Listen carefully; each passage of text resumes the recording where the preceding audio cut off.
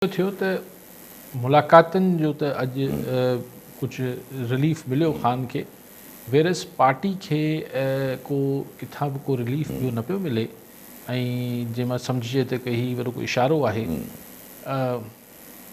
बाक़ी छाकाणि त हुन ते सज़ाऊं बि अचनि पियूं सभिनी ते केस बि अॼु एक्स प्रेसिडेंट अलवी ते बि जेको आहे उहो हुन बि हाई कोर्ट मां पंहिंजी करायो आहे मामिलो त को रिलीफ जी ॿियो त को इशारो नथो मिले पर हाणे मुलाक़ातुनि खे अगरि को इशारो सम्झो त ॿी ॻाल्हि आहे पर मूंखे नथो लॻे मुंहिंजे ख़्याल आहे त हीउ हिकिड़ो माहौल कंहिं धुरियनि पारां ठाहिण जी कोशिशि थी रही हूंदी पर लेकिन बहरहाल पाण हुनजी सियासी ॻाल्हि ते अचूं था हिकिड़ो त राजा छा नालो अथसि सलमान अकरम राजा जी इस्तीफ़ा हुन रद्द करे छॾी बानी त मतिलबु उहो हाणे जनरल सेक्रेटरी रहंदो त माना जेके इख़्तिलाफ़ात जी ॻाल्हियूं हुयूं उहे थोरी थधियूं थी वेंदियूं पार्टी जे अंदरि ऐं जेका वधीक सियासी ॻाल्हि आहे त ख़ान चए थो त ज़िमनी चूंडनि में हिसो न वठिजे पर पोइ बि पार्टी जी सियासी कमेटी फ़ैसिलो करे पोइ मूंखे सुभाणे ॿुधाए हा मुंहिंजे ख़्याल आहे सियासी कमेटी त इन ई ॻाल्हि ते क़ाइमु रहंदी त इलेक्शन विढ़णु खपे मैदान ख़ाली न छॾिजे हाणे ख़ान वटि हिन जी छा लॉजिक ऐं मंतक हूंदी हिकिड़ी उहा ई पुराणी हुनजी मंतक हूंदी त अगरि असीं हिन सिस्टम खे में जेतिरो शामिलु थियूं था ओतिरो असीं हिन सिस्टम खे लेजिटिमेसी ॾियूं था हिकिड़ी इख़्लाक़ी मञता ॾियूं था त हा भाई जेन्युइन सिस्टम आहे ऐं इलेक्शन बि जेन्युइन आहिनि तॾहिं असीं हिसो वठूं पिया छाकाणि त पोइ सुभाणे जॾहिं फॉर्म 47 ऐं ॿी धांधलियूं थींदियूं त हीअ रड़ियूं कंदा त हुकूमत चवंदी त भई पोइ तव्हां विढ़ी छो इलेक्शन साॻी रीति ख़ान चए थो त जेके पार्लिमानी कमेटीज़ आहिनि उन मां बि PTI इस्तीफ़ा ॾेई ॿाहिरि निकिरी अचे जेके मुख़्तलिफ़ कमेटीज़ में हिननि जा मेंबर आहिनि माना सिस्टम खे मञता न ॾिजे सो ख़ान जी हिकिड़ी ॻाल्हि त इहा ज़हन में थी पई सघे जंहिंजे करे हू शायदि ईअं चए थो त ॿी ॻाल्हि शायदि हू उमेदु रखे थो या एक्सपेक्ट करे थो त को टर्न आउट PTI न विढ़ंदी इलेक्शन त टर्न आउट जेको आहे माण्हुनि जो ज़ीरो थी वेंदो तमामु घटि थी वेंदो माना एॾो विज़िबली घटि थी वेंदो जो महसूसु थिए त बाबा हीअ त पोइ इलेक्शन ई न थी लेकिन ॻाल्हि इहा आहे त हीअ ज़िमनी चूंडनि में उहे बि टर्न आउट घटि हूंदो आहे लेकिन जॾहिं अंग अखर DC ऑफिस मां ऐं रिटर्निंग ऑफिस मां 47 जी सूरत में निकिरणा हूंदा आहिनि या रिटर्निंग ऑफिस करणा हूंदा आहिनि त ग्राउंड ते माण्हू हुजनि न हुजनि उहो आख़िर में चइबो आहे 2 लख वोट खणी कामयाबु थी वियो हींअर सिंध में छा थियो हिन इलेक्शन में हा सो एग्ज़ैक्टली माण्हू हुआ कोन वोट निकिरी ईंदा आहिनि जीअं ज़ियाउल जे रेफरेंडम में निकिता मुशर्रफ जे रेफरेंडम में निकिरी आया त इहा लेकिन बहरहाल माण्हुनि खे इहो सीना ब सीना ऐं हाणे सोशल मीडिया बाए ट्विटर ब ट्विटर ऐं पहिरीं सीना ब सीना चइबो हाणे ट्विटर ब ट्विटर या फेसबुक ब फेसबुक या एनी टिकटॉक टू टिकटॉक त इहे ॻाल्हियूं हलंदियूं त सही त भई माण्हू हुआ ई कोन त इहो हिकिड़ो वधीक इख़्लाक़ी धचको लॻी सघे थो ॿी ॻाल्हि ख़ान जे ज़हन में इहा थी सघे पई टी ॻाल्हि बि ईअं थी सघे थी त ज़ाहिर आहे अगरि अपोज़िशन हूंदी ई कोन माना पीपल्स पार्टी ऐं नवाज़ लीग वारा हिकिड़ी टिकट हिकिड़े ई पासे आहिनि पोइ क्यू लीग बि हुन पासे आहे हाणे पंजाब में वञी बाक़ी बचंदी जमात इस्लामी जी हा जमात इस्लामी आहे वाह जमात इस्लामी MP त कोन्हे हुते TLP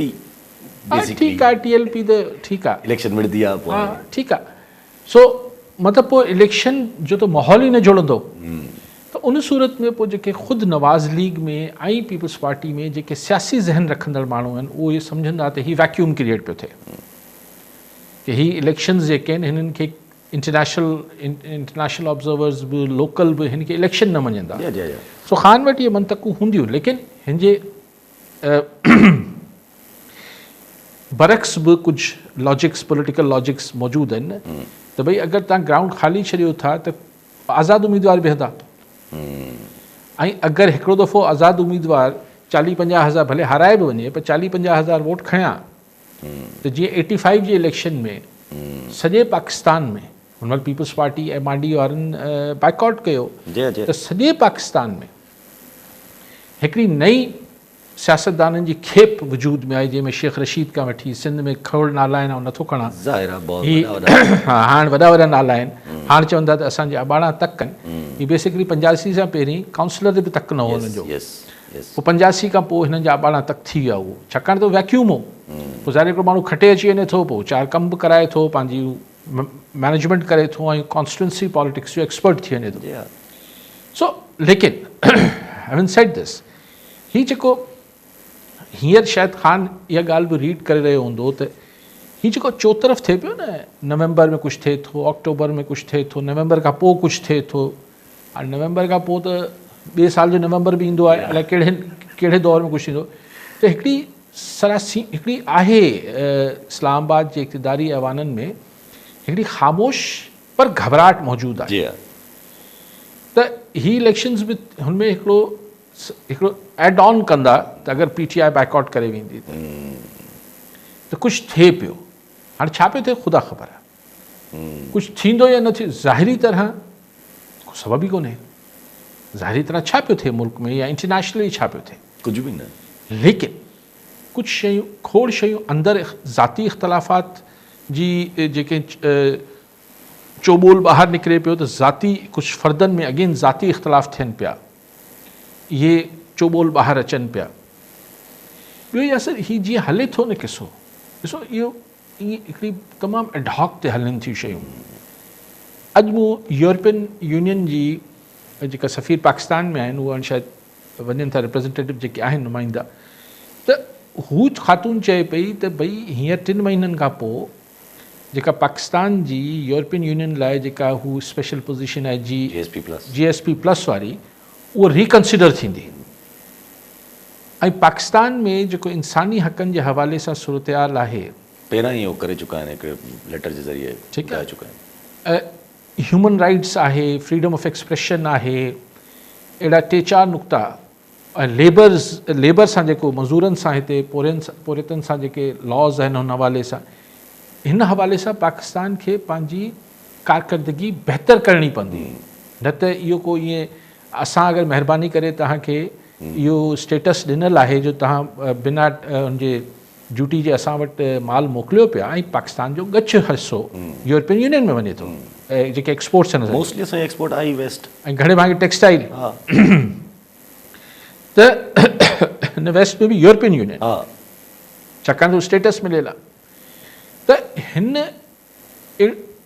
ऐं पाकिस्तान में कीअं ह्यूमन राइट्स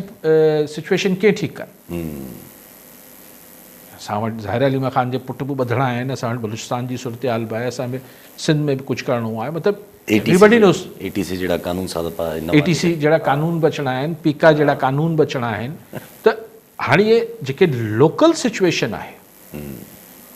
उहो कुझु ॿियनि मामलनि सां टकराव में अचे थी, जीअं मिसाल यूरोपियन यूनियन सां। हाणे ख़ुदा न ख़ास्ता यूरोपियन यूनियन असांजी GPS प्लस जी पोज़ीशन खे हेठि मथे कयो, वॾो नुक़सानु थी पवंदो, वॾो नुक़सानु थी। असांजी ही सियासी झेड़े खां त हू बिलियंस ऑफ डॉलर्स जो नुक़सानु थी वेंदो उन चकर में। त ऐं खोड़ ॿियूं शयूं बि थियनि पियूं जेके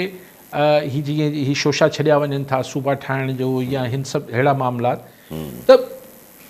सिचुएशन एतिरी ऑल इज़ नॉट वेल जंहिंखे चइबो आहे। ठीकु आहे, कुझु ज़ाहिरी पाण खे नथो नज़र अचे, लेकिन ख़ामोश सही हिकिड़ी हिलजुल ज़रूरु आहे।